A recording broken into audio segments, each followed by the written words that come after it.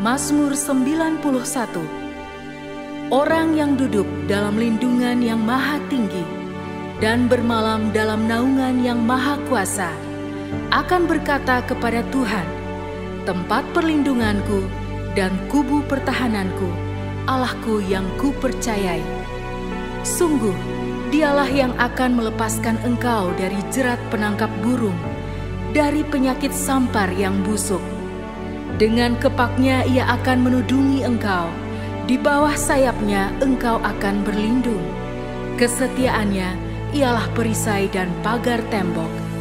Engkau tak usah takut terhadap kedahsyatan malam, terhadap panah yang terbang di waktu siang, terhadap penyakit sampar yang berjalan di dalam gelap, terhadap penyakit menular yang mengamuk di waktu petang. Walau 1.000 orang rebah di sisimu, dan 10.000 di sebelah kananmu, tetapi itu tidak akan menimpamu. Engkau hanya menontonnya dengan matamu sendiri dan melihat pembalasan terhadap orang-orang fasik. Sebab Tuhan ialah tempat perlindunganmu, yang maha tinggi telah kau buat tempat perteduhanmu. Malapetaka tidak akan menimpa kamu, dan tulah tidak akan mendekat kepada kemahmu. Sebab malaikat-malaikatnya akan diperintahkannya kepadamu untuk menjaga engkau di segala jalanmu. Mereka akan menatang engkau di atas tangannya, supaya kakimu jangan terantuk kepada batu. Singa dan ular tedung akan kau langkahi. Engkau akan menginjak anak singa dan ular naga. Sungguh, hatinya melekat kepadaku, maka aku akan meluputkannya. Aku akan membentenginya, sebab ia mengenal namaku. Bila ia berseru kepadaku, aku akan menjawab. Aku akan menyertai dia dalam kesesakan. Aku akan meluputkannya dan memuliakannya. Dengan panjang umur akan kukenyangkan dia, dan akan kuperlihatkan kepadanya keselamatan daripadaku.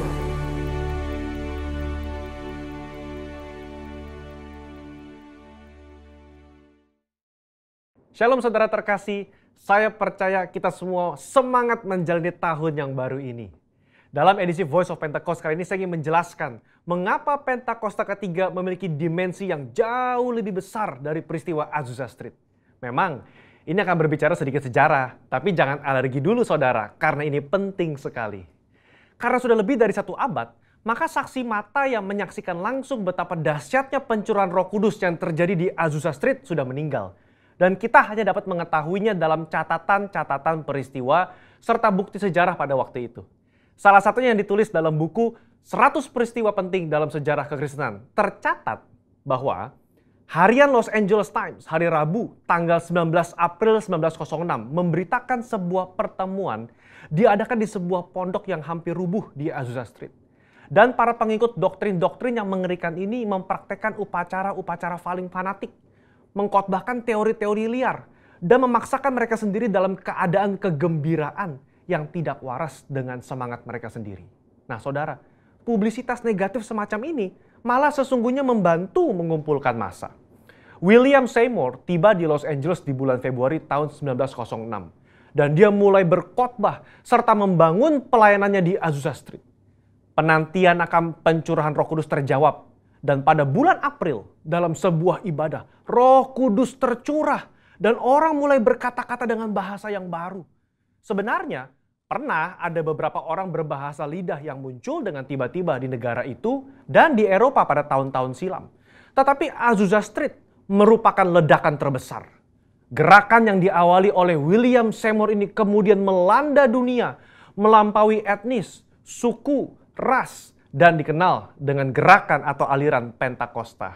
Inilah yang kita beri istilah sebagai Pentakosta kedua.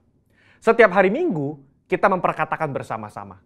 Pentakosta ketiga adalah pencurahan Roh Kudus yang dahsyat di zaman now, melebihi yang terjadi di Azusa Street. Pernyataan ini bukanlah sekedar pernyataan iman semata, apalagi klaim sepihak dari gembala sidang atau gembala pembina. Pernyataan ini terkait dengan 2 aspek. Yang pertama, aspek historis. Pada tahun 1909, William Seymour pernah tercatat bernubuat dalam 100 tahun yang akan datang akan ada kebangunan rohani lain seperti yang terjadi di Azusa, dan kemuliaan Shekinah akan kembali. Dan kegerakan Allah tersebut akan lebih besar dan lebih luas dari yang terjadi di Azusa. Tidak hanya terjadi di satu tempat atau kepada beberapa orang saja, melainkan akan menjangkau seluruh dunia. Dan kegerakan itu tidak akan berakhir, bahkan sampai kedatangan Tuhan. Amin. Haleluya. Dengan menyampaikan secara gamblang dan terbuka nubuatan yang beliau terima, menjadi bukti bahwa pernyataan Pentakosta ketiga lebih dahsyat dari yang terjadi di Azusa Street bukanlah klaim sepihak dari pihak kita, melainkan sudah menjadi janji, rencana, dan kehendak Tuhan. Dalam nubuatan tersebut dinyatakan 3 hal yang membuat Pentakosta ketiga lebih dahsyat dari kegerakan Azusa Street, yaitu dari sisi kuantitas, tidak hanya terjadi di satu tempat atau kepada beberapa orang saja, melainkan di banyak tempat dan kepada banyak orang. Sisi jangkauan, bukan hanya kepada satu kota atau satu negara saja, tetapi ke berbagai negara di berbagai benua di bumi ini. Yang ketiga, sisi rentang waktu. Fokusnya bukan hanya terjadi 1 tahun atau 3 tahun, melainkan tidak berhenti sampai Tuhan Yesus datang kembali. Aspek yang kedua, yaitu aspek teologis atau biblikal. Alkitab kita menyebutkan istilah hujan awal atau yoreh, terkait musim menanam, dan hujan akhir, malkos, yang terkait dengan musim menuai, sebagaimana yang kita temukan dalam ayat-ayat berikut ini. Berdasarkan prinsip hujan awal dan hujan akhir, dapat kita pahami bahwa hujan awal pencurahan Roh Kudus mengawali kelahiran gereja, dan hujan akhir pencurahan Roh Kudus mengawali penuaian jiwa terbesar dan terakhir sebelum kedatangan Tuhan Yesus yang kedua kali. Hujan akhir pencurahan Roh Kudus jauh lebih dahsyat daripada hujan awal, karena penuaian jiwa-jiwa yang terjadi jauh lebih besar. Bradley Truman Knoll dalam bukunya berkata, konsep hujan akhir memberikan struktur kepada kisah kegerakan Pentakosta kita bahwa akan datang pencurahan Roh Kudus yang dahsyat sebelum kedatangan Tuhan Yesus kali yang kedua. Kita sekarang berada di era di mana hujan akhir itu sedang dicurahkan. Tujuan dari hujan akhir ini memiliki 2 sisi, yakni pemberitaan Injil Kerajaan kepada seluruh dunia di mana kita menjadi saksi dan mempersiapkan berkas tuaian untuk siap dituai. Haleluya.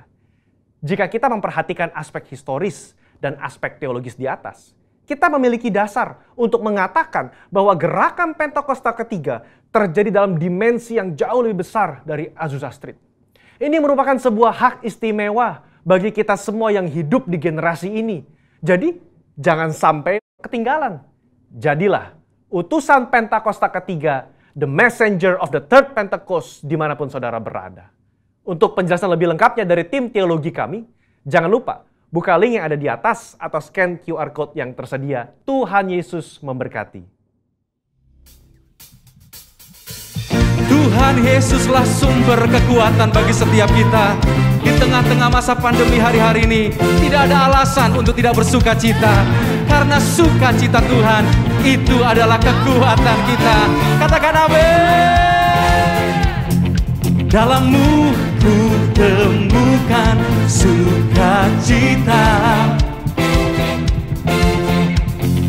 Dunia takkan sanggup ku berikan. Segala bebanku pun digantikan selama ku ada di dalam-Mu.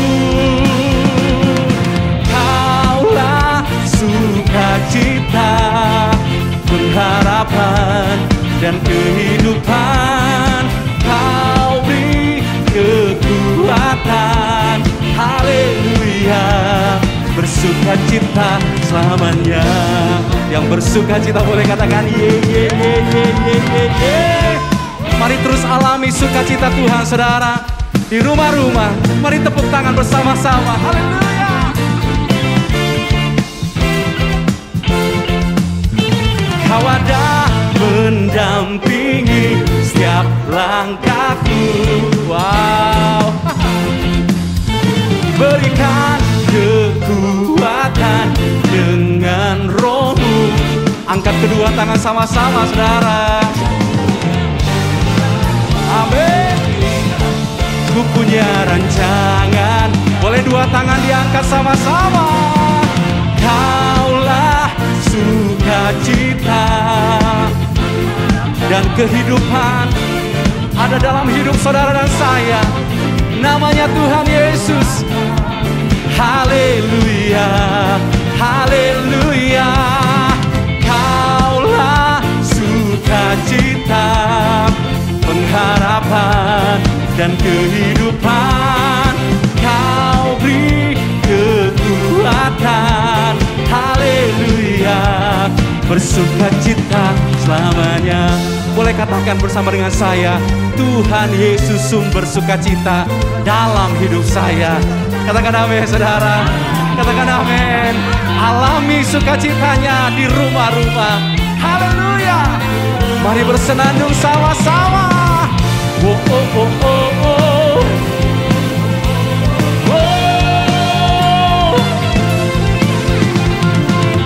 Oh, oh, oh, oh, oh. Oh, oh, oh, oh, oh. Angkat kedua tangan sama-sama. Kaulah. Boleh sambil tepuk tangan sama-sama saudara, come on.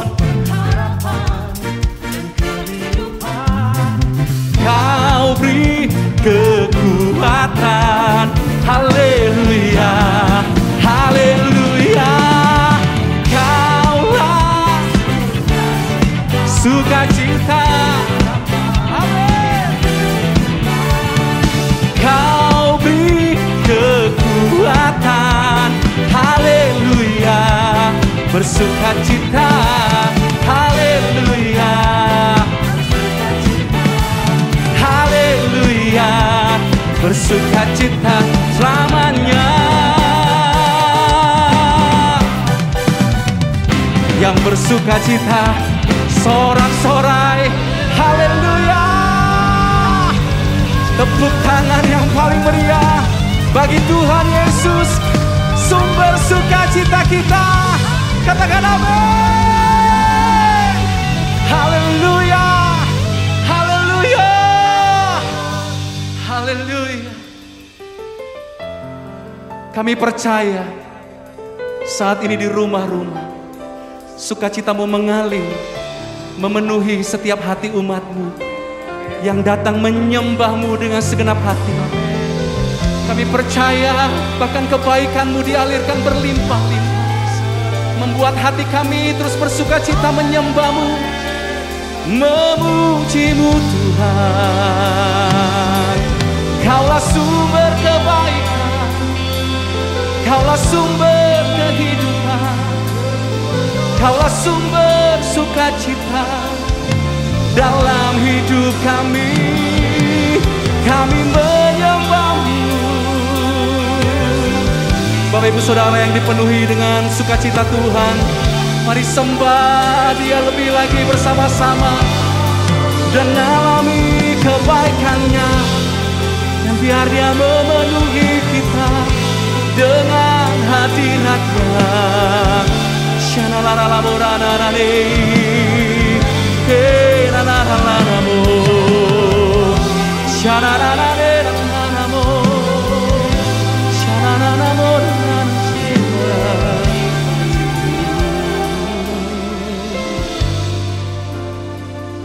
Selidiki aku, lihat hatiku, apakah ku sungguh mengasihi-Mu, Yesus, Kau yang Maha Tahu dan menilai hidupku. Tak ada yang tersembunyi bagi-Mu. Alami kebaikan-Nya lebih lagi dalam hadirat-Nya, saudara. Dia mengalirkan kebaikan itu dalam hidup kita. Mari bersama-sama angkat pujian ini. Selidiki aku, lihat hatiku, apakah ku sungguh mengasihi-Mu, Yesus, Kau yang Maha Tahu dan menilai hidupku. Tak ada yang tersembunyi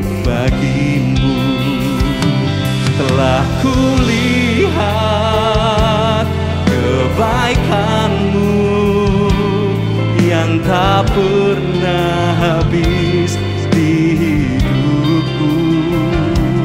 Ku berjuang sampai akhirnya kau dapati aku tetap setia.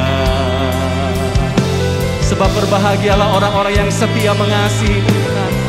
Dia akan mengalami kebaikannya selama-lamanya. Mari katakan lebih lagi. Selidiki aku, lihat hatiku, apakah ku sungguh mengasihimu, Yesus. Kau yang Maha tahu dan menilai hidupku, tak ada yang tersembunyi. Mari angkat kedua tangan kita berkata bersama. Telah kulihat kebaikanmu yang tak pernah habis di hidupku. Ku berjuang sampai akhirnya kau dapati. Mari jemaat bersama singers alami kebaikan Tuhan lebih lagi dan katakan, telah kulihat kebaikanmu ya Tuhan.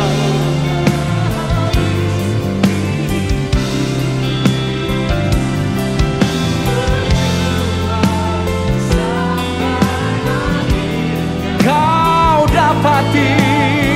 Mari terus jemaat bersama singers angkat suara kita lebih lagi berkata, telah kulihat ya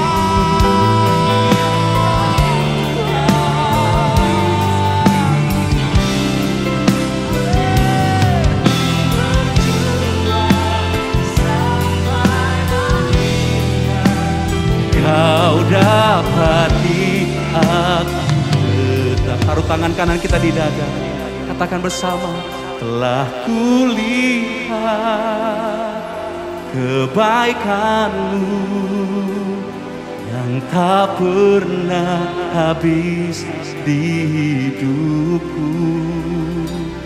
Ku berjuang sampai akhirnya kau dapati.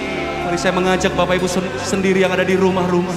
Angkat kedua tangan Bapak Ibu berkata bersama. Telah kulihat. Sekalipun dalam masa pandemi hari-hari ini, tapi saya percaya Tuhan tidak pernah meninggalkan kita. Dia terus mengalirkan kebaikan yang tidak pernah habis, memenuhi hidup setiap kita. Teruslah mengasihi Tuhan Bapak Ibu saudara. Kau dapati aku tetap setia. Angkat kedua tangan kita berkata bersama. Telah kulihat kebaikanmu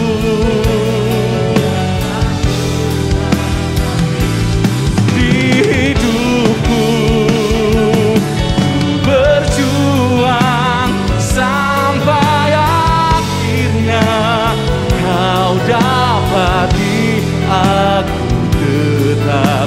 Kau dapati, kau dapati aku tetap setia. Kau dapati aku tetap setia.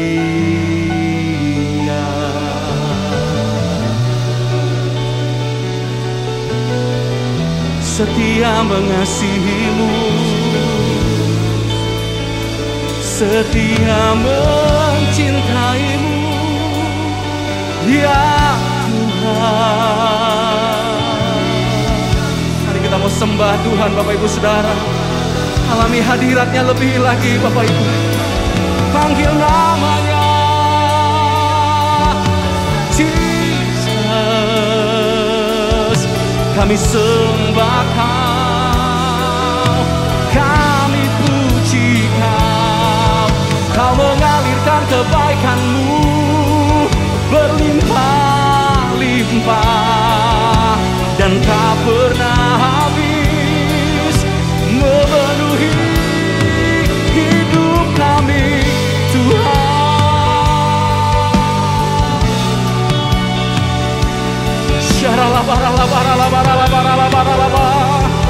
alami hadirat Tuhan lebih lagi, saudara.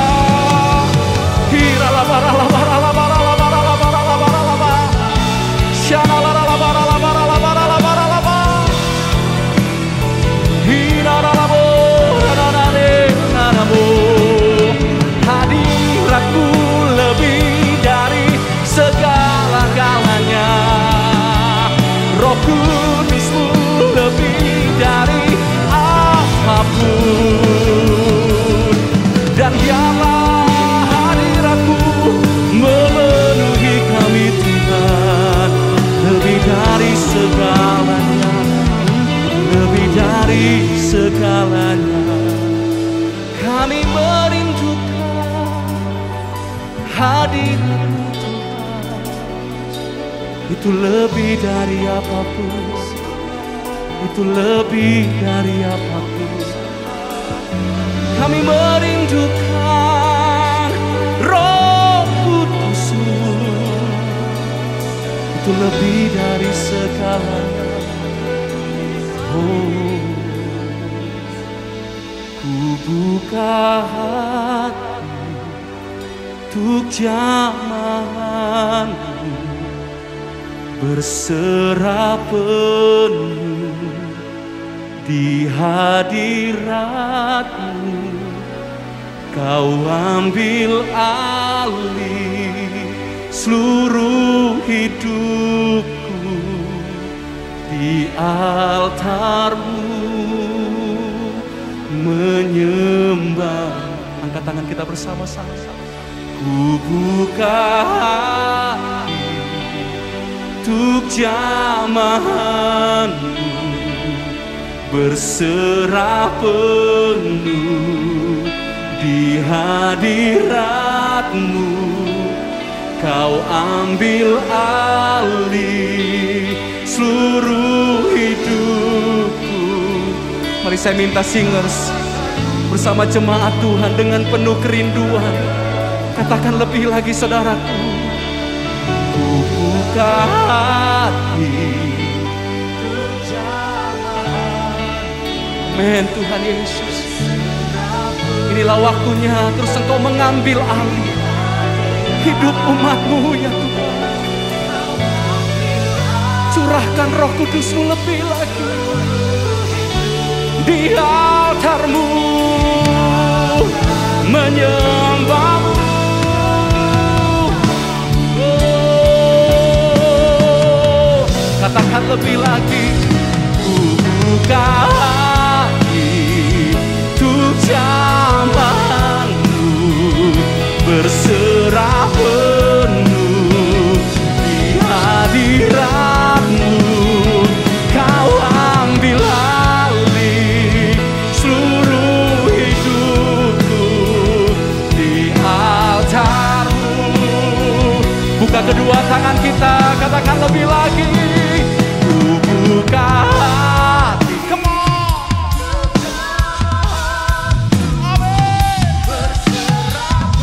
Di hadirat-Mu, penuhi kami Tuhan.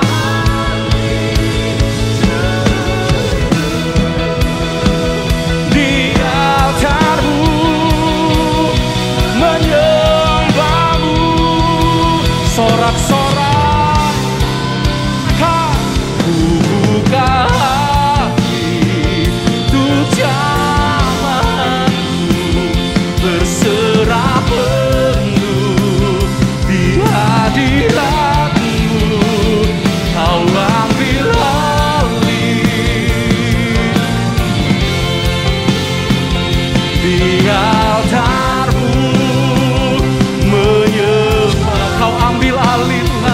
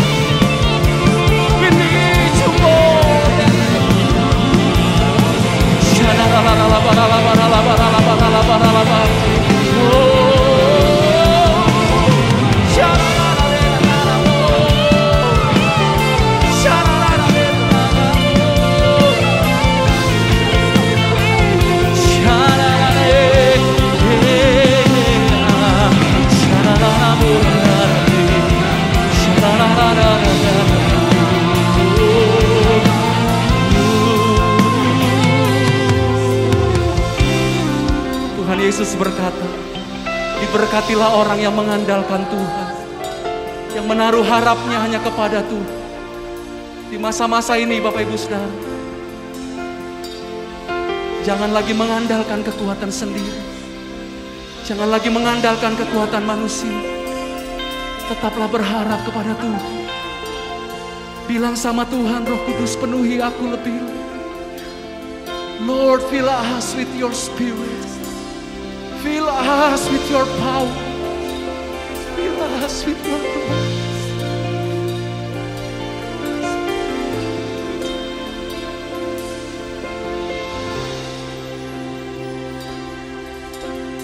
Fill us with your spirit.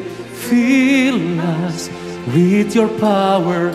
Fill us with your glory, Lord. As we come together, fire burning in my soul, a passion for the lost, empower us again. As we come together, fill us with your spirit, fill us with your power, fill us with your glory, Lord. As we come together, fire burning in my soul, a passion for the lost. Mari jemaat bersama singers, katakan lagi, fill us with your spirit, with your power.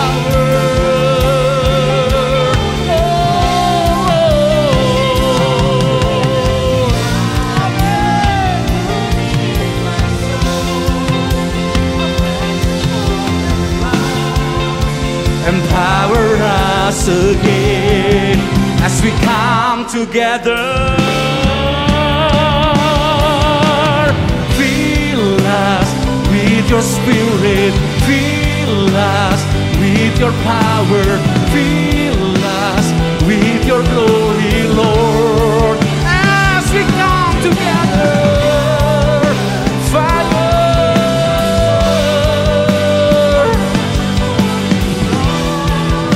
Sekali lagi saudara, angkat tangan berkata bersama-sama.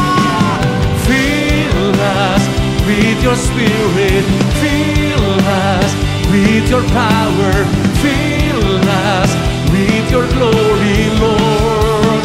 As we come together, fire burning in my soul, a passion for the lost, empower us again. As we come together, oh, as we come together, we worship you. Oh, as we come together, we lift up your name. As we come together, oh, as we come together.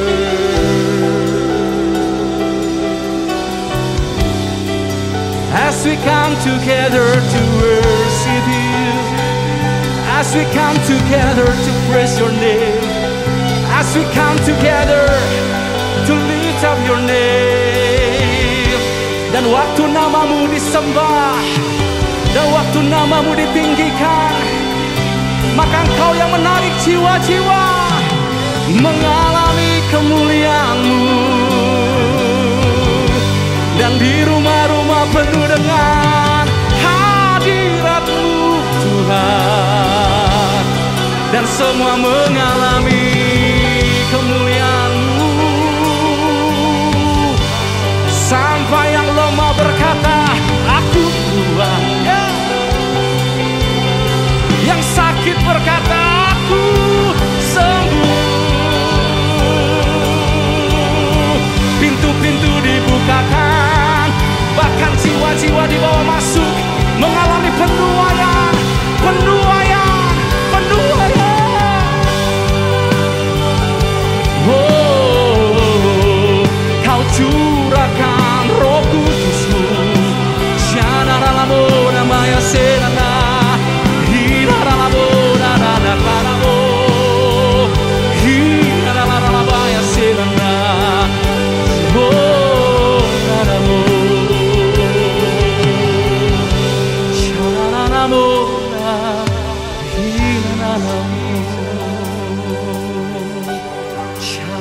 Tuhan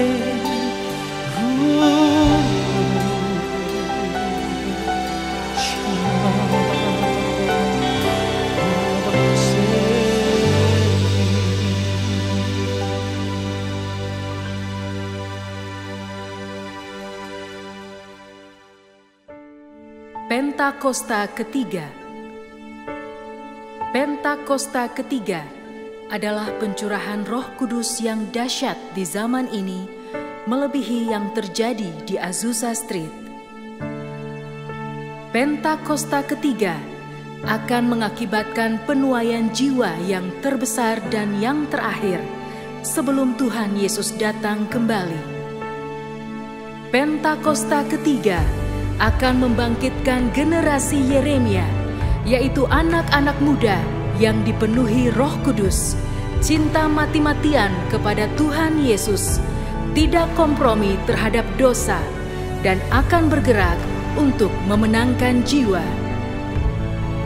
Pentakosta ketiga lahir di Indonesia dan bergerak ke bangsa-bangsa. Gerakan ini dari timur ke barat dan akan kembali ke Yerusalem. Pentakosta ketiga akan memberikan kuasa untuk menyelesaikan amanat agung, dan setelah itu Tuhan Yesus datang kembali.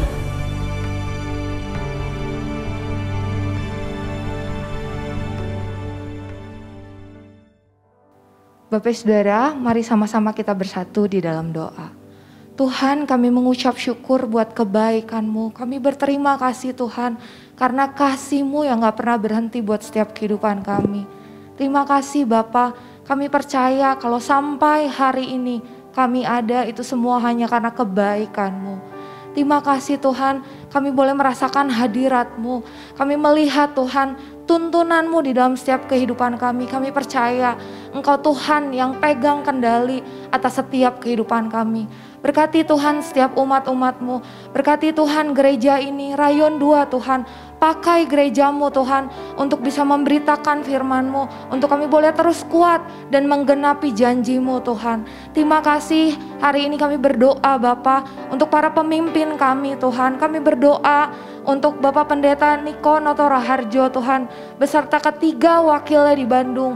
Kami berkatakan berkat Tuhan untuk Bapak Pendeta Daniel Arif, Bapak Pendeta Joni Lumanto, Bapak Pendeta Kamarga Tuhan. Kami percaya tanda-tanda heran dan mujizat Tuhan taruh atas setiap pemimpin kami.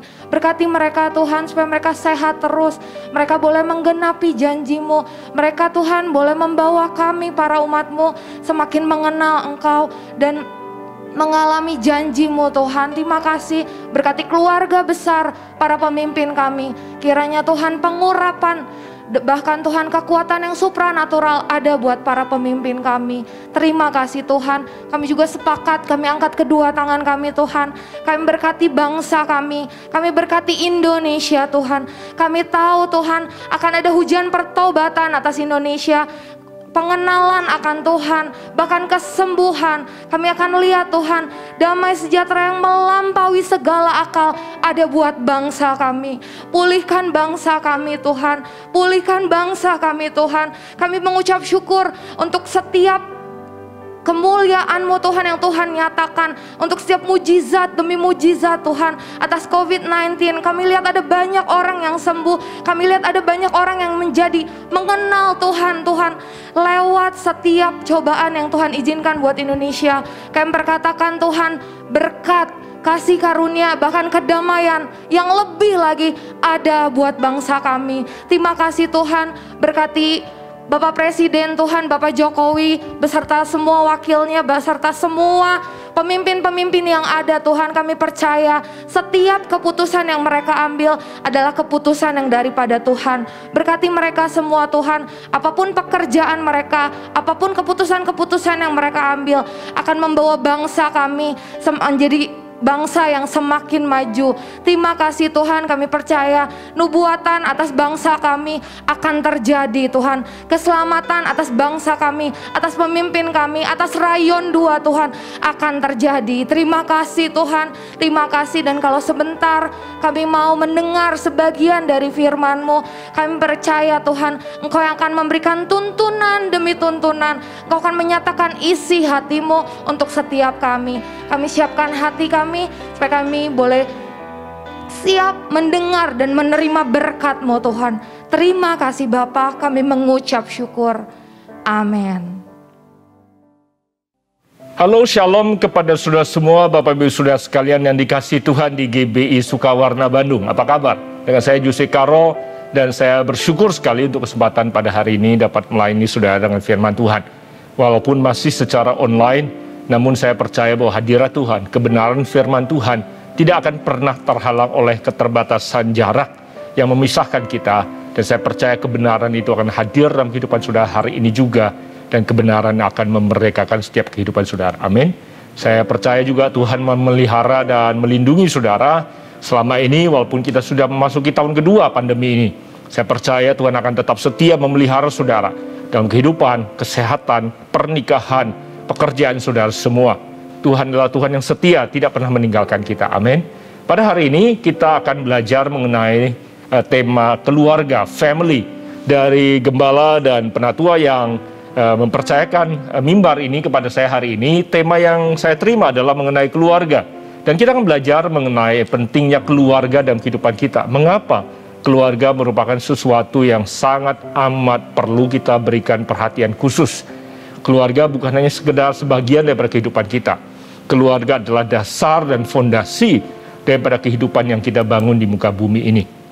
Saudara, Tuhan mempercayakan keluarga pada manusia dengan alasan yang sangat penting. Dan sering kali saya temukan kita sebagai anak-anak Tuhan tidak mengerti pentingnya kehidupan keluarga dalam kehidupan kita.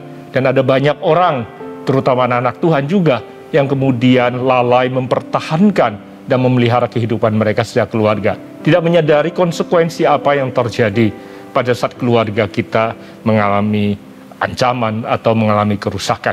Nah, mari kita mulai hari ini apa yang akan kita pelajari tentang mengapa keluarga dalam kehidupan kita, atau mengapa Tuhan berikan keluarga pada kita, apa dampaknya dalam kehidupan kita secara pribadi, bahkan kepada anak-anak kita dan generasi selanjutnya. Sudah siap belajar? Saya harap sudah siap untuk belajar. Sebagai ayat firman Tuhan yang pertama yang saya akan buka untuk memulai pembahasan kita adalah Kejadian pasal yang pertama, ayatnya yang ke-28, di mana Tuhan mengucapkan berkat atas kehidupan manusia. Bunyi firman Tuhannya seperti ini. Allah memberkati mereka, lalu Allah berfirman kepada mereka, beranak cuculah dan bertambah banyak. Penuhilah bumi dan taklukkanlah itu. Berkuasalah atas ikan-ikan di laut, dan burung-burung di udara, dan atas segala binatang yang merayap di bumi. Di dalam ayat yang baru saja saya kutip, ada dua tugas utama yang diberikan Allah kepada Adam dan Hawa pada hari pertama mereka diciptakan. Yaitu yang pertama, untuk memenuhi bumi. Dan yang kedua, tugas yang kedua adalah menguasai atau menaklukkan bumi. Nah, kedua tugas utama ini Tuhan berikan pada Adam dan Hawa sejak hari pertama Tuhan menciptakan mereka. Bahkan sebenarnya kalau saudara melihat ayat yang tadi saya kutip di kanan, Allah berfirman. Firman Allah adalah beranak cuculah atau penuhilah bumi. Bertambah banyak memenuhi bumi. Kemudian berkuasa atas ikan, bicara soal laut, burung, bicara soal udara, dan binatang yang merayap di bumi, bicara soal darat.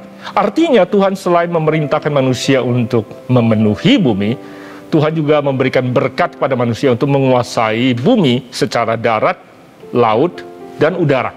Artinya Tuhan telah memberikan otoritas dan kemampuan, potensi untuk manusia menaklukkan kehidupan di muka bumi ini, baik itu di darat, baik itu di laut, maupun di udara.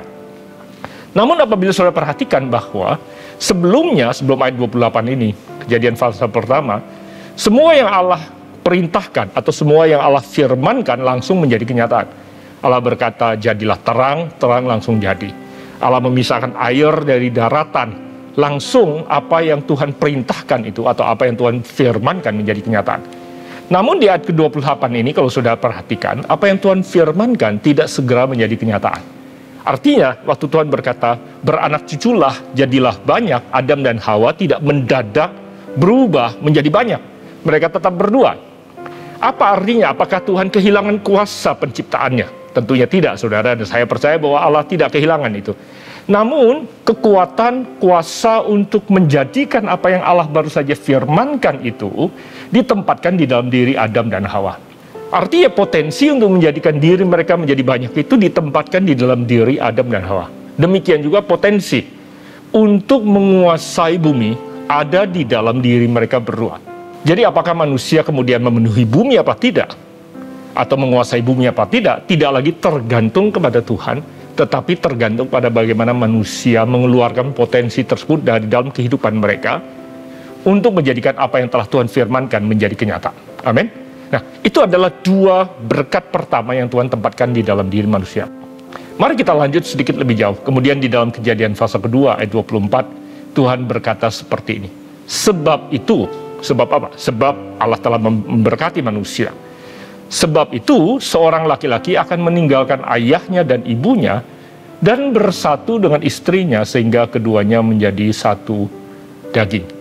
Untuk Adam dan Hawa mampu mengeluarkan potensi mereka untuk memenuhi bumi dan menguasai dan menaklukkan bumi, Allah memberikan kepada Adam dan Hawa sebuah keluarga. Menarik sekali apabila saudara perhatikan, untuk manusia dapat mengemban tugas yang Tuhan berikan, Tuhan tidak mendirikan perusahaan, tidak mendirikan organisasi, bahkan Tuhan tidak mendirikan gereja pada saat itu, untuk manusia bisa mengemban tugas yang Tuhan berikan pada manusia. Yang Tuhan berikan pada manusia adalah sebuah keluarga, a family. Oleh sebab itu, keluarga adalah institusi pertama yang Allah dirikan di muka bumi ini. Tujuannya adalah untuk manusia bisa mengemban tugas utama yang Tuhan berikan kepadanya. Keluarga adalah bagian daripada rencana Tuhan untuk memungkinkan manusia menggenapi rancangannya, yaitu memenuhi dan menaklukkan bumi. Keluarga merupakan unit terkecil dari sebuah komunitas. Komunitas yang kuat merupakan dasar dari sebuah kota, bangsa yang hebat. Oleh sebab itu, keluarga merupakan unit atau komponen yang sangat penting untuk menentukan kekuatan dari sebuah generasi maupun bangsa. The quality of the families will ultimately determine the destiny of the nation. Kualitas daripada keluarga di dalam sebuah bangsa yang pada akhirnya akan ikut menentukan tujuan akhir dan kehidupan daripada sebuah bangsa dan negara. Oleh sebab itu, saudara bisa memahami betapa pentingnya kekuatan daripada keluarga dalam kehidupan kita. Karena bukan hanya mempengaruhi diri kita secara pribadi, tapi mempengaruhi komunitas, kota, bangsa, bahkan generasi kita, di mana Tuhan tempatkan kita berada. Apabila sekarang saudara memahami tentang pentingnya keluarga dalam kehidupan kita, sekarang kita akan masuk ke dalam bagian untuk belajar apa yang dibangun di dalam sebuah keluarga. Setiap kita dilahirkan di dalam keluarga. Tidak ada seorang pun kita dilahirkan yang di luar keluarga, terlepas dari keluarga kita utuh atau tidak. Orang tua kita ideal berfungsi seperti yang kita harapkan atau tidak. Namun setiap kita dipilih oleh Tuhan untuk lahir di dalam sebuah keluarga. Betul, kata kuncinya adalah dipilih oleh Tuhan. Karena bukan kita yang memilih lahir di keluarga yang mana. Ada banyak di antara kita yang masih bergumul untuk menerima realita bahwa kita dilahirkan di keluarga tertentu. Ada banyak orang menyesali kehidupan latar belakang asal-usulnya dan berkata, seandainya saya tidak lahir di keluarga ini.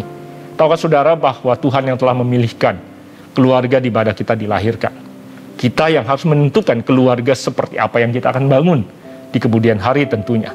Nah, oleh sebab itu sebentar lagi kita akan belajar tentang apa saja yang akan sangat amat penting untuk kita perhatikan pada saat kita menjalani kehidupan keluarga, karena akan mempengaruhi kehidupan daripada anak-anak kita yang ada di dalam keluarga ini. Pada kesempatan ini kita akan belajar mengenai 3 hal yang sangat kunci dan penting yang akan terbentuk di dalam kehidupan seseorang, di dalam kehidupan dia sejak dilahirkan dalam sebuah keluarga. 3 hal ini adalah menjadi esensi penting, dasar daripada kemampuan seseorang itu berfungsi dengan baik dalam kehidupannya, dan sangat ditentukan oleh latar belakang keluarga di mana dia dilahirkan. 3 hal tersebut adalah yang pertama, identitas atau self-image. Identitas dan self-image seseorang ditentukan di dalam keluarga di mana dia dibesarkan.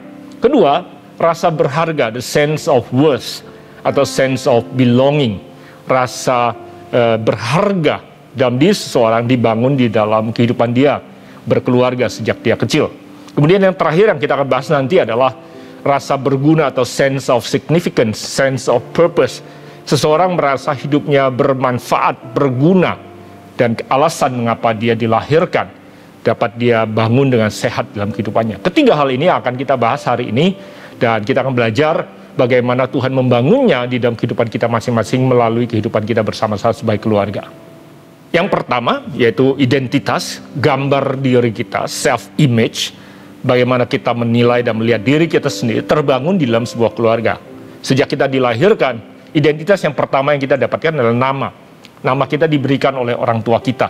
Walaupun ada di antara kita yang mungkin dilahirkan dan kemudian ditinggalkan oleh orang tua kita dan tidak diberi nama sama sekali. Saya mengenal beberapa orang yang bahkan diberi nama di panti asuhan karena latar belakang mereka ditelusuri. Hari pertama mereka ditemukan adalah pada saat mereka ditemukan di depan pintu panti asuhan, ditinggalkan oleh orang tua mereka. Ada banyak orang yang tidak mengenal siapa orang tua kandung mereka karena mereka tidak bisa menelusurinya sampai mereka mendapatkan kebenaran itu. Jadi gambar diri kita dibangun, identitas diri kita dibangun oleh latar belakang keluarga kita. Oleh sebab itu setiap kita punya nama keluarga, family name. Itu adalah salah satu warisan yang paling berharga yang Alkitab katakan. Nama baik lebih berharga daripada emas dan perak. Itu adalah identitas yang kita miliki. Nah, karena identitas dalam diri seseorang dibangun dari keluarga, maka identitas diri itu juga yang mempengaruhi kepercayaan diri seseorang. Self-confidence atau rasa percaya diri dibangun karena gambar diri dan identitas diri yang dimiliki oleh seseorang. Pada saat gambar diri dan self-image seseorang terbangun dengan baik, maka individu tersebut akan memiliki percaya atau rasa percaya diri yang sehat untuk bisa menghasilkan, untuk bisa produktif, untuk bisa melakukan hal yang baik yang Tuhan rencanakan dalam kehidupan dia dengan baik. Saya temukan ada banyak sekali orang-orang yang bertalenta, memiliki potensi yang luar biasa, memiliki karunia yang luar biasa.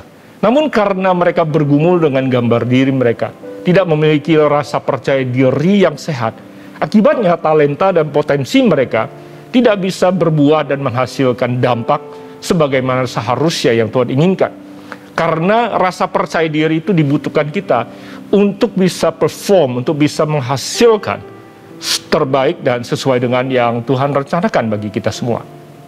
Identitas dan gambar diri kita selalu akan dikaitkan kepada asal-usul keluarga kita, dari mana keluarga kita berasal.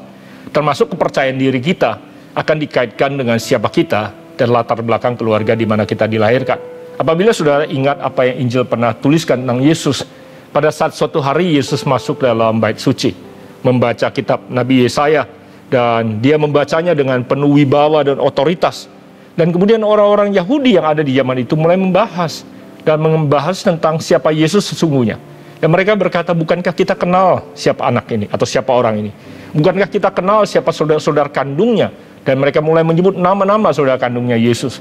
Bahkan mereka menyebut orang tuanya, yaitu Yusuf dan Maria, yang mereka kenal tinggal di kota itu. Si tukang kayu, dan tanda kutip, Maria yang hamil di luar nikah, menurut bahasa orang-orang yang ada di zaman itu. Dengan kata lain mereka berkata, kita tahu siapa dia, kita tahu asal-usulnya. Tetapi bagaimanakah mungkin dia bisa memiliki otoritas, wibawa, tanda kutip, kepercayaan diri seperti itu untuk melakukan apa yang dia lakukan. Saudara, seringkali identitas diri kita yang akan mempengaruhi latar belakang atau menjadi asal-usul kita, mempengaruhi kepercayaan diri kita dalam melakukan segala sesuatu. Demikian juga pada saat kita melihat ada seseorang yang memiliki kepercayaan diri yang berlebihan, atau kita sebut orang yang mungkin cenderung sombong, katakanlah seperti itu. Seringkali pada saat kita melihat ada seseorang yang sangat amat sombong, seringkali kita juga berkomentar seperti ini. Emang siapa dia? Anak siapakah dia? Kira-kira seperti itu.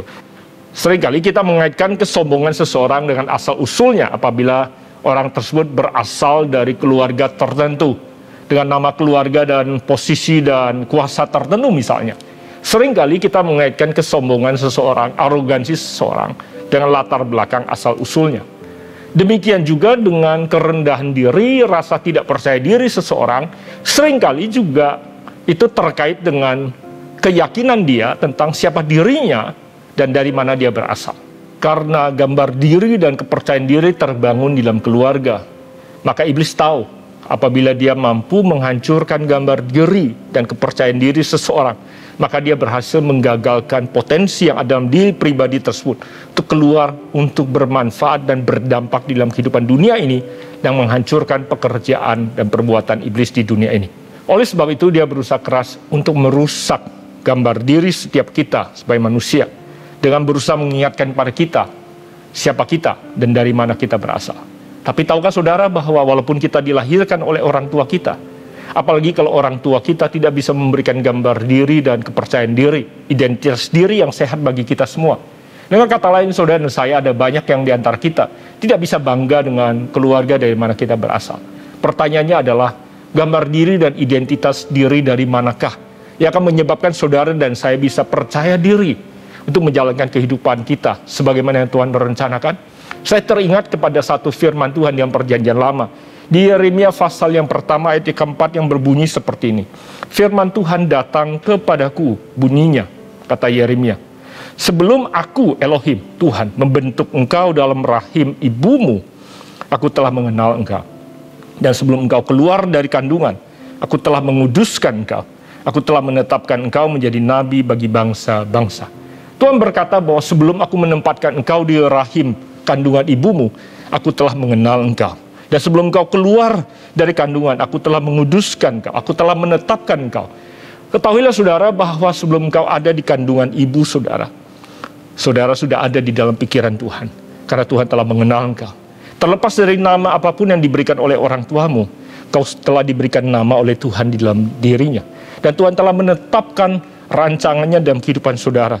Dan Tuhan telah menguduskan dan memberkati engkau. Dengan kata lain, ketahuilah bahwa gambar diri saudara sesungguhnya bukan saudara hanya telusuri sampai hari lahir saudara dan latar belakang keluarga di mana engkau dilahirkan. Asal usul engkau yang sesungguhnya, gambar diri engkau yang sesungguhnya adalah berasal daripada Bapa di surga. Engkau dikasihi oleh Bapamu di surga. Dan engkau ada dalam rancangan daripada Tuhan, pencipta yang menenun engkau di dalam kandungan ibumu. Saudara, ada banyak sekali orang-orang yang saya kenal yang lahir tanpa asal-usul yang jelas. Dan seringkali mereka bergumul dengan identitas dan gambar diri mereka. Saya berharap hari ini tidak menjadi pergumulan saudara. Saudara perlu berdamai dan menerima latar belakang asal-usul saudara. Atau latar belakang keluarga saudara. Karena Tuhan tahu bahwa identitas diri kita terkait dengan latar belakang keluarga kita. Ada banyak sekali anak-anak muda yang bergumul karena orang tuanya bercerai. Saya tahu karena iblis berusaha merusak pernikahan. Karena pernikahan adalah dasar fondasi di mana sebuah keluarga dibangun. Pada saat iblis menghancurkan latar belakang dan dasar fondasi sebuah rumah tangga, maka dia berhasil merusak potensi anak-anak yang akan lahir kemudian dan merusak semua rancangan Tuhan melalui pernikahan dan keluarga tersebut. Tapi hari ini saya berdoa supaya firman Tuhan membukakan mata kita untuk tidak mengizinkan hal itu terjadi dalam kehidupan kita masing-masing. Terlepas dari apapun yang sudah terjadi, Tuhan bisa memulihkan kita karena kita menelusuri identitas diri kita, gambar diri kita kembali pada Tuhan.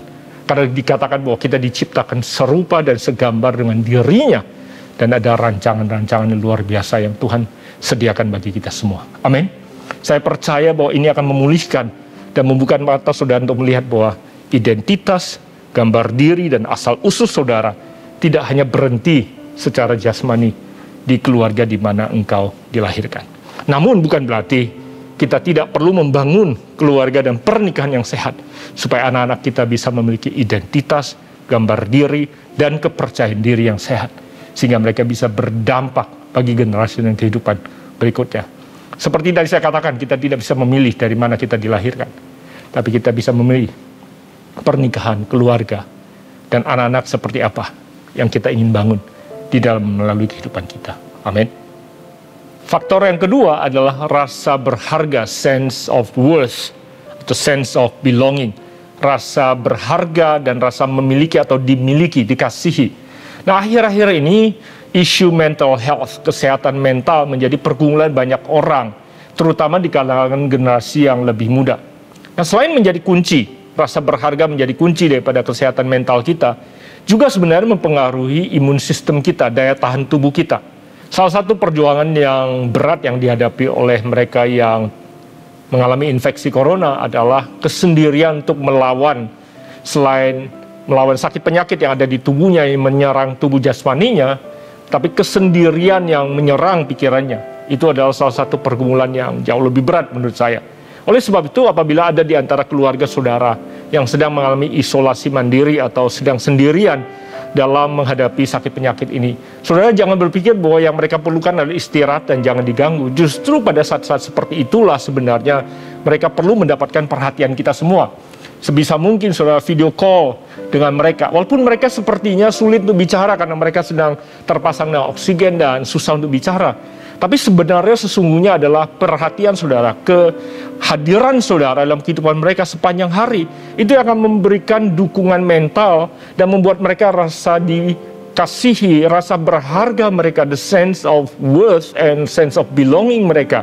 Karena mereka dikangenin oleh lingkungan keluarga mereka, orang-orang yang mengasihi mereka dan peduli mereka. Yang akan memberikan pada mereka boost. Itu jauh lebih kuat daripada semua vitamin yang bisa diberikan atau booster yang bisa diberikan untuk membangkitkan imun sistem mereka atau daya tahan tubuh mereka. Oleh sebab itu, saya berdoa supaya saudara memperhatikan hal ini dan saudara bisa menjadi pendukung bagi orang-orang di sekitar saudara, karena rasa berharga yang ada dalam diri kita sangat amat penting dan sangat amat kuat untuk mendukung kesehatan jasmani kita. Itu yang pertama. Tetapi selain itu, rasa berharga itu juga akan mendukung kita untuk mengeluarkan potensi yang ada dalam diri kita. Karena Tuhan menempatkan potensi itu dalam diri kita. Seperti tadi saya katakan, potensi itu adalah sesuatu yang masih tersimpan dalam diri manusia dan harus dikeluarkan. Izinkan saya jelaskan seperti ini. Di tangan saya ada sebutir telur.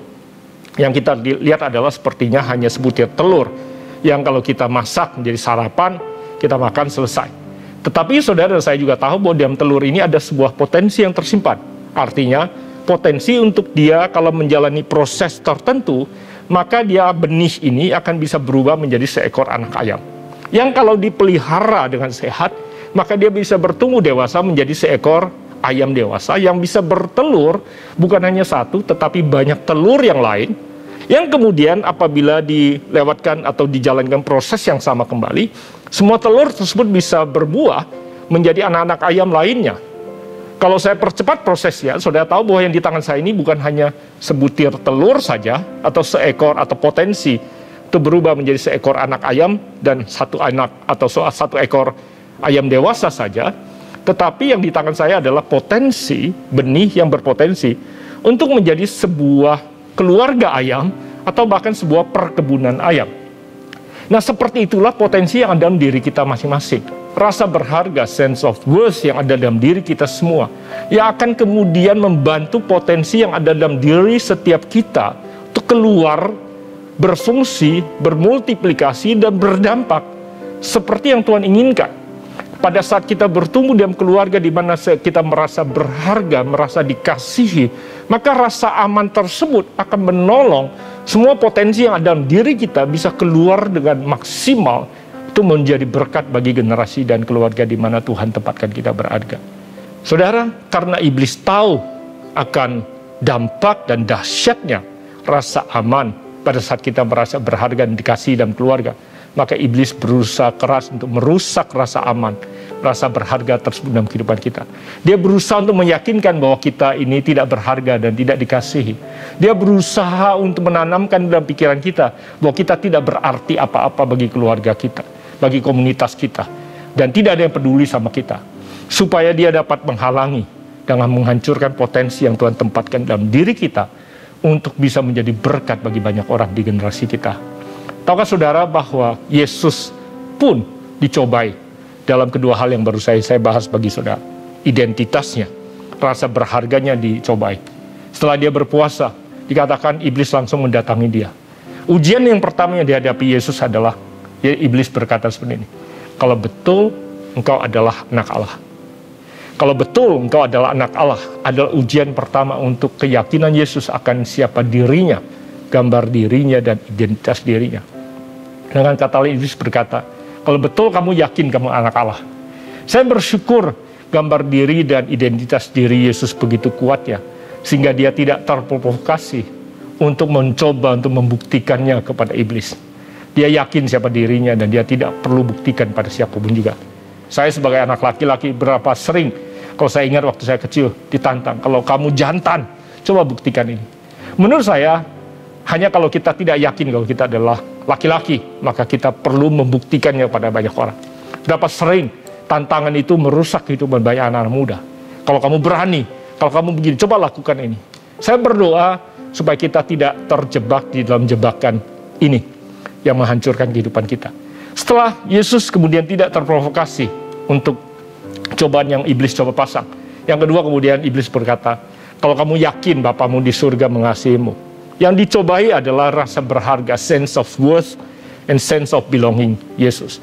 Kalau kamu yakin kamu dikasih Bapa di surga, jatuhkanlah dirimu. Pasti Bapamu akan mengirim malaikatnya untuk menangkapmu. Dia tidak akan mengizinkan kau disakiti. Nah, berapa sering pada saat hidup kita mengalami gesekan, kita mengalami sakit, ada hal-hal yang tidak kita inginkan terjadi dalam kehidupan kita. Kemudian suara itu berbisik, kalau Tuhan peduli, masa Tuhan izinkan kau alami itu. Kalau Tuhan sayang sama kamu, masa Tuhan izinkan kamu melewati itu. Tahu saudara bahwa Tuhan mengasihi kita terlepas dari apapun yang terjadi dalam kehidupan kita. Ada banyak yang tidak kita mengerti terjadi dalam kehidupan kita, mengapa itu terjadi. Seringkali manusia mengkaitkan itu dengan rasa sayang daripada Tuhan kepada kita. Ketahuilah Tuhan mengasihi kita tanpa syarat. Walaupun ada banyak hal yang kita perlu pelajari dalam kehidupan itu, menelusuri mengapa hal-hal terjadi dalam kehidupan kita. Namun hari ini saya ingin saudara tahu bahwa Tuhan peduli dan Tuhan mengasihi saudara. Walaupun mungkin ada orang tua dan keluarga di mana kita dilahirkan tidak memberikan rasa aman, rasa sayang, dan rasa peduli sebagaimana seharusnya. Tapi saya berdoa supaya saudara mendapatkan itu dari Tuhan yang tidak terbatas dan kasih Tuhan yang tidak terbatas dalam kehidupan saudara. Saya juga bersyukur Yesus tidak perlu membuktikannya dengan menjatuhkan dirinya. Berulang kali saya temukan ada banyak anak-anak muda yang menyakiti dan membiarkan rasa sakit itu merampas dari kehidupan mereka. Karena mereka hanya sekedar ingin membuktikan, adakah orang yang mengasihi saya? Adakah orang yang peduli pada saya? Ketahuilah bahwa Tuhan peduli dan mengasihi engkau. Dan saya berdoa, saudara juga menjadi orang-orang yang Tuhan akan pakai untuk memberikan dan menunjukkan rasa peduli dan rasa kasih sayang itu yang dibutuhkan oleh orang-orang sekitar kita. Kalau saudara punya anak-anak, dan itulah yang dibutuhkan oleh anak-anakmu dari saudara sebagai orang tua. Selain identitas, tapi rasa aman yang mereka butuhkan dari engkau di dalam rumah tangga. Jadikan rumahmu tempat yang paling aman, tempat yang paling nyaman untuk mereka ingin berada. Apabila rumah saudara seperti itu, saudara tidak perlu melarang anak saudara untuk pergi dan keluar dari rumah. Mereka akan memilih untuk ada di tempat yang paling aman, di komunitas yang paling mereka merasa diterima dan dikasih, yaitu di rumah tangga mereka. Setiap rumah tangga yang memberikan rasa aman seperti itu, saudara akan temukan anak-anaknya tidak akan keluyuran dan ingin lari daripada rumah tersebut. Tapi rumah di mana mereka tidak mendapatkan surga di bumi, bukan kualitas rumahnya, bukan keindahan dan kebesaran kemewahan rumahnya, tidak. Tapi rasa aman dan kasih sayang ada di rumah tersebut yang akan menyebabkan seorang anak tidak ingin pergi kemana-mana. Anak saya pada saat pertama kali mendapatkan SIM, berulang kali teman-temannya bingung karena anak saya punya SIM, punya kunci mobil, bahkan kunci rumah karena kami sedang tugas keluar kota. Teman-teman mereka atau teman-teman anak-anak kami seringkali berkata, kenapa kalian di rumah saja, kenapa tidak pergi? Kemudian anak-anak kami seringkali menjawab, mau kemana kami pergi? Kami ada di tempat yang paling nyaman. Mengapa kami harus lari dan keluar, pergi dari rumah ini? Karena teman-teman mereka seringkali harus manjat jendela, kabur dari rumah tengah-tengah malam tanpa ketahuan orang tua mereka. Hanya sekedar untuk mendapatkan rasa nyaman, rasa aman, dan kenikmatan yang mereka anggap lebih berharga daripada keberadaan mereka di rumah. Saudara, apabila saudara membangun rumah yang seperti itu dan keluarga yang seperti itu, saudara akan memiliki anak-anak yang akan tumbuh besar dengan rasa aman yang dahsyat, dan mereka akan mengeluarkan potensi dari kehidupan mereka menjadi berkat bagi banyak orang. Faktor yang ketiga dan yang terakhir adalah rasa berguna, sense of significance, sense of purpose. Rasa puas dan berarti tidak dapat diberikan oleh keberhasilan secara material maupun pencapaian kita. Tetapi rasa puas dan berarti hanya manusia dapatkan pada saat mereka menemukan tujuan dan panggilan hidup dan memenuhi apa yang mereka yakini menjadi tujuan dan panggilan hidup dari Tuhan dalam kehidupan mereka. Nah, salah satu kuncinya adalah the sense of significance and purpose yang terbangun secara perlahan sejak masa kecil mereka. Pada saat mereka ada dalam keluarga, mereka berhasil melakukan hal-hal pencapaian-pencapaian yang ada dan mendapatkan pengakuan daripada orang tua mereka. Nah, oleh sebab itu yang akan membuat seseorang terus membangun rasa berguna ini adalah terus dan berusaha melakukan yang terbaik dalam kehidupan mereka adalah pada saat mereka mendapatkan acknowledgement, pengakuan, dukungan, support sejak mereka kecil. Dan mereka terbiasa untuk kemudian membangun sense of contentment, sense of fulfillment, rasa berguna, rasa berarti itu sejak masa muda mereka. Keluarga adalah tempat di mana kita justru membangun pengakuan itu dalam kehidupan mereka. Sehingga mereka terus bisa mengembangkan sekali lagi potensi yang Tuhan tempatkan dalam diri mereka. Keluarga adalah tempat di mana Tuhan membangun pengakuan, acknowledgement dalam diri kita. Nah, oleh sebab itu, selain keluarga secara jasmani, keluarga kecil kita, gereja adalah komunitas keluarga Kristus yang Tuhan berikan bagi kita semua. Oleh sebab itu, bagi setiap keluarga yang ada di GBI Sukawarna, selain anak-anak jasmani saudara sendiri, yang Tuhan percayakan bagi saudara, ada banyak sekali anak-anak rohani yang membutuhkan saudara sebagai orang tua rohani bagi mereka. Karena mereka tidak mendapatkan orang tua jasmani sebagaimana yang seharusnya. Karena ada orang tua yang tidak mengerti kebenaran yang saya sedang bagikan pada saudara hari ini. Banyak orang tua yang belum mengerti kebenaran yang sedang kita pelajari hari ini. Oleh sebab itu saudara, setiap pasangan orang tua yang ada di GBI Sukawarna, ini adalah tantangan dan panggilan Tuhan bagi setiap saudara untuk menjadi orang tua rohani bagi anak-anak muda, teman-teman daripada anak-anak saudara. Yang saudara perhatikan, mereka tidak mendapatkan gambar diri yang sehat dari orang tua mereka. Mereka tidak mendapatkan rasa aman, rasa berharga, rasa kasih sayang atau dikasihi daripada orang tua jasmani mereka. Dan mereka tidak mendapatkan pengakuan, sense of purpose, dukungan, pengakuan rasa berharga yang mereka butuhkan sejak mereka tumbuh besar dari lingkungan mereka.